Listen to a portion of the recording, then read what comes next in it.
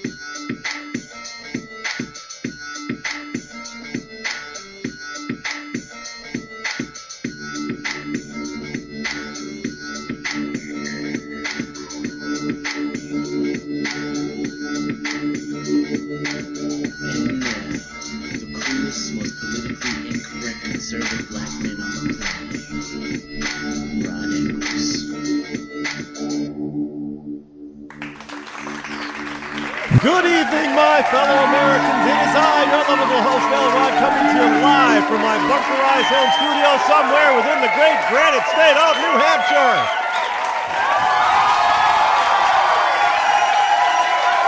Yes, indeed, we are live again tonight. It is Tuesday. Tuesday in the state that goes by the moniker Live Free or Die, not Big Government or Bust. January the 8th in the year of our Lord 2013. I apologize, we got kicked off the air last night. Took a while for my router to reboot. Don't know what temporary internet. It wasn't power interruption. I think it was just the internet interruption here. And most of you know I have Comcast. I've never been really truly happy with them, and they just keep giving me reasons to dislike them even more. But that's just me personally. I mean, some people have a really good experience with Comcast. I have not. So my personal experience with Comcast has not been the greatest, and they do not seem to be striving to make me a happy customer. So that when I get to an area, or there is a time when I'm in an area, that I am able to utilize the competition, I don't care who it is. I'm going to use it. And this is something that some businesses just do not get the gist of. You need to pay more attention to your customers. There is a story, by the way, talking about companies like Comcast. Now, this isn't. I didn't see Comcast reflected in this, but worst places to work as rated by the employees. And one of the top places that employees hate working at is one of Comcast's competitors. We affectionately know it as Dish Network. Now, I never knew that people that worked at Dish thought so poorly of Dish Network. That was kind of news to me, but, because, we have companies where people, they're named the best places to work, and there are places that people would love to be able to work at, and they tell you so, and if they had the opportunity. I think Google's one of those companies that, if you're in that space, in that business, people, they want to work for Google. But I also understand that it takes an awful lot to be able to get to work. It's not just, a couple of interviews and you're in. It's a little bit more time intense in order to get into Google, which is fine. Because they want to make sure that they have the best possible people out there among all the candidates that they can possibly have. And when you have such a culture where you have all kinds of people that want to work for you, you can afford to be very choosy and wait for to get the very best. And be that as it may, I didn't see I got to be fair. I didn't see Comcast on the short list, but I did see Dish on the short list, and this was something that was rated by individuals themselves or individual employees. Now, there's something that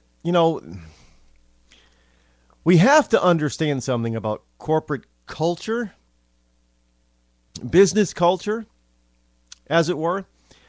We have to remember, that it's probably a very good idea. In fact, there is evidence to suggest and that shows, and it seems to point in the direction of proof, that having a very good corporate climate or corporate culture for your employees is good for business.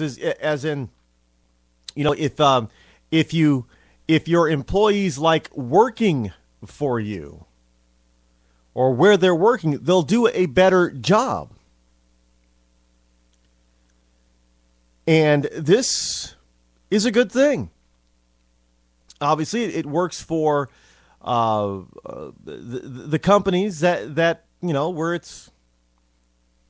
where people are happy because it means lower turnover, for one. It means that they will be more diligent and be more productive, and thus make a bigger profit for the employer. And happier workers tend to earn more. Did you hear what I just said? Happy workers, because they're happy at work and they know it and they show it, they do a better job.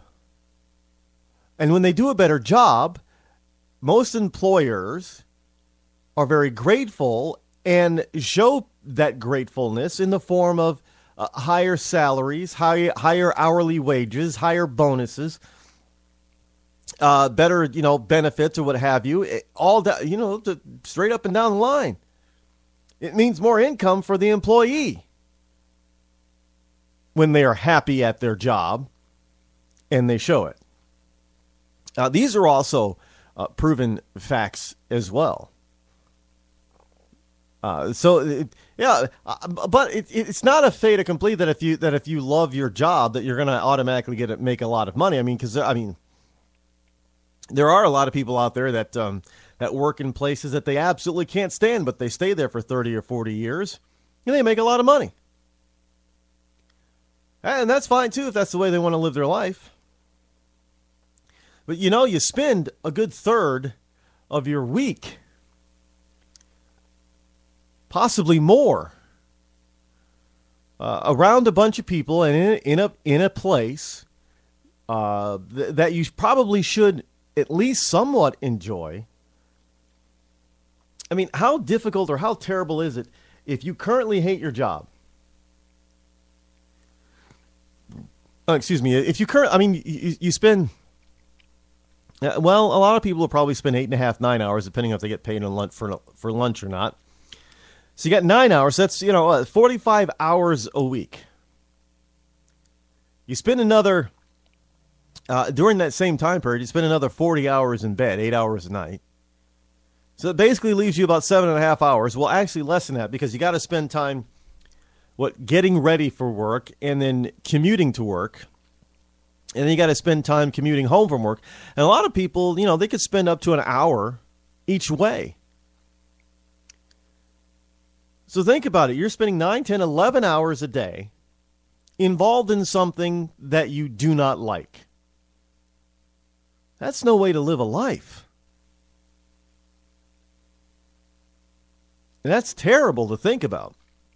And understand it, I've been there. I've had jobs I've absolutely hated. But I was there every single day, and I did the best I possibly could, even though I hated it. I wanted out. Now, the funny thing is that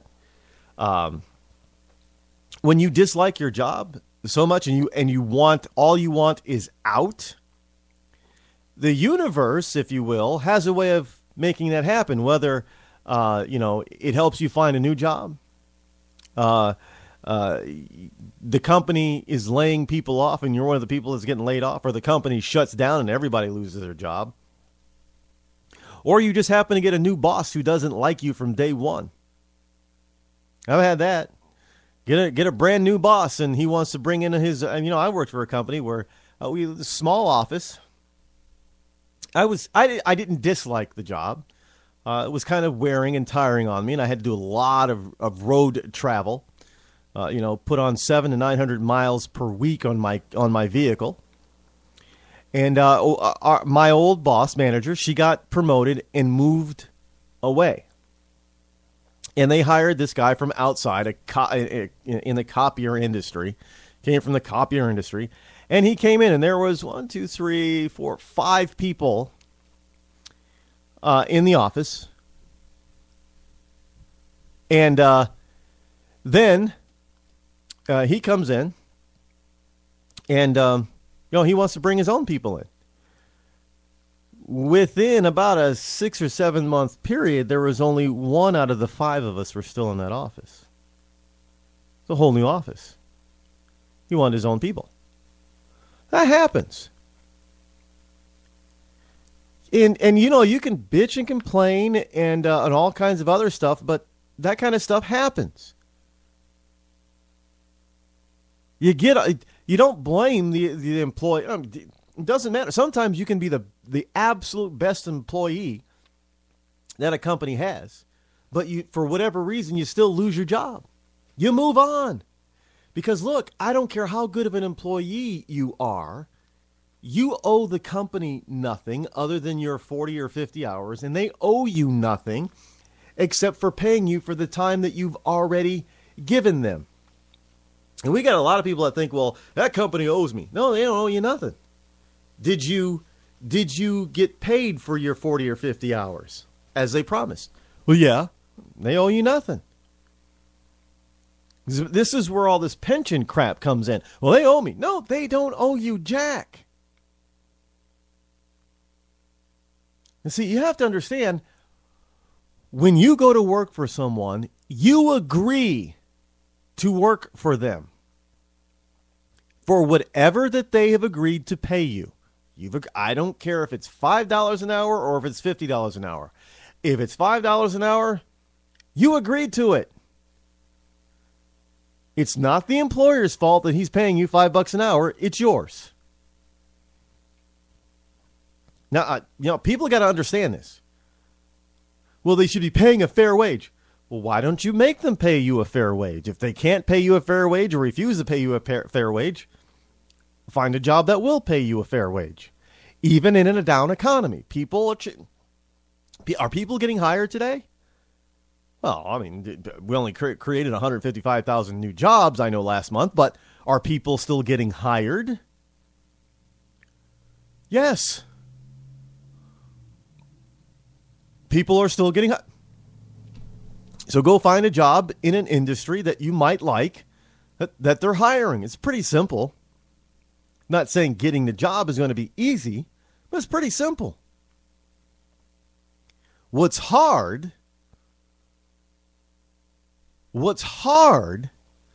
is constantly berating your employer for no reason. Because the folks at Dish, you work at Dish, you know what you got. No, maybe you didn't fully understand or recognize or realize what the corporate culture is going to be like before you were hired. I understand that. Because you don't know what a job is really going to be like until you get into it and start doing it on a daily basis. But if you've been there a year and you can't stand it, you hate your bosses, they're just jerks, assholes, I don't care what you call them. They don't owe you anything and you don't owe them anything. Leave. It's kind of like when enough customers protest by not giving a certain business their money, the business does one of two things. Either they change so they can get you back and win new customers, or they go out of business. Only two choices. If enough people stop giving their money to a particular business, Those are the only two choices that the business can do. They can change. Now, there are multiple ways that they can change. They can offer better product.